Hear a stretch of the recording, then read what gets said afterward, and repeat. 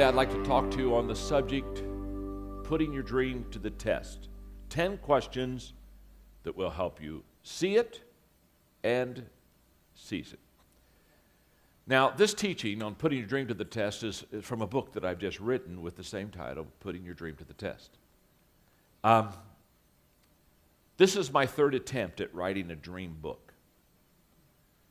The first two times I tried to write a book on realizing your dreams and achieving your dreams, I felt that I failed. It wasn't what I wanted, so I put it away, and I said, well, a little later I'll try to do it again. And the reason that I was so uncomfortable is that the first two attempts I had on this dream book were too huffy and puffy.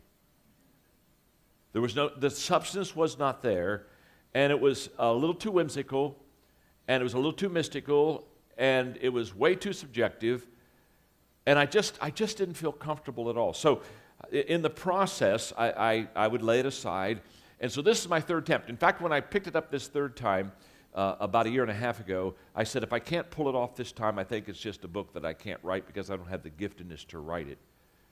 And so I began to think again, how can I do this that will really help people achieve their dreams? And all of a sudden, I realized that there were questions we should ask ourselves to make sure that our dream is legitimate. And I began a list of questions. In fact, we're going to discuss 10 because that's how many that are in the book. But when I started, I had 33 questions.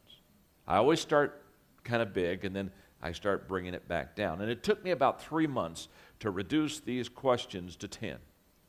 But when I got them down to 10, with great integrity, I can look you in the eye, whether you read the book or whether you listen to this teaching, and say, these questions, if you can answer them in a positive way, yes, will help you to achieve your dream.